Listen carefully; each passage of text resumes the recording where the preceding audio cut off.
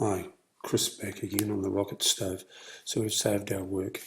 Let's move on to creating the firebox. So we've got tower 1 here, which is active. So we'll right hand click on that and we'll create a new component.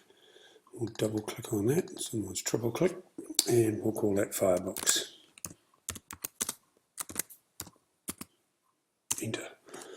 So with that component active, let's sketch a line. And what's a plane? So let's sketch a line on that plane. We'll start at the origin and we'll move up by moving the mouse up, and we'll type in 45mm, enter. And then we'll right hand click, repeat line, hover over that first point, and we'll come out, say 200mm, because we want the plane to be 200mm away from that point. We'll hit the tab key and we'll type in 155 degrees. We'll hit enter.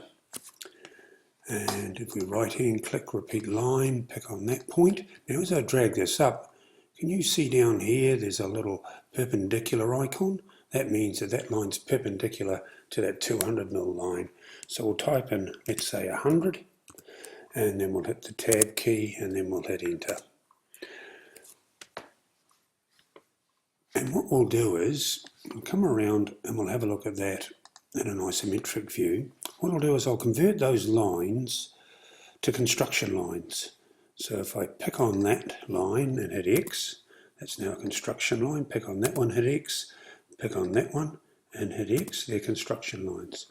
And we'll stop the sketch. So what we want to do is construct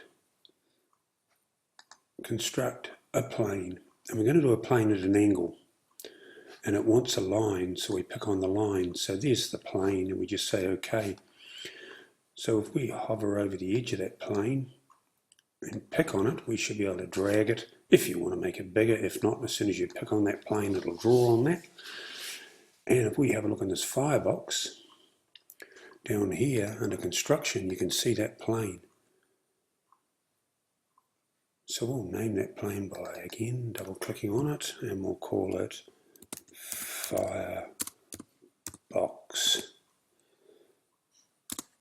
section, because we're going to put a section on there of our 100mm by 100mm by 3.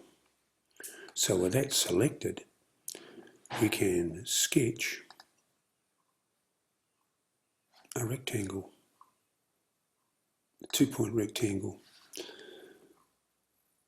and we can pick on there and drag it out and to the right, type in 100, tab and 100, and hit enter. Now if we go and have a look at that in isometric, you can now see that we have drawn on that, I'll turn that on so you can see it, on that plane, that 100 by 100. And if we come into sketches here, and if we pick on that, you'll see that sketch, and we can double click on that and call it a section 100 by 100. Enter. What we want to do is we want to edit that sketch.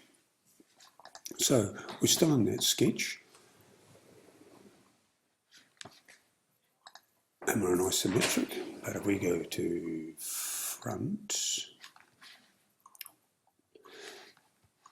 if we go to sketch, fillet, hover over that, pick, just like we did before, shift, holding the shift key down, pick, holding the shift key down, and it was 5mm from memory. Yeah, it is. And then if we go sketch, offset, select that and move it inwards. And this time it's not a negative, this time it's a positive, so we just need to type in 3, hit enter, and stop the sketch, and we'll go to the isometric. Now that plane, you can turn the visibility of it off and on by picking on that. And what we're going to do is we're now going to extrude this down to that surface. So we can go create and extrude, and it says profile select. We'll zoom in a bit here with our wheelie mouse.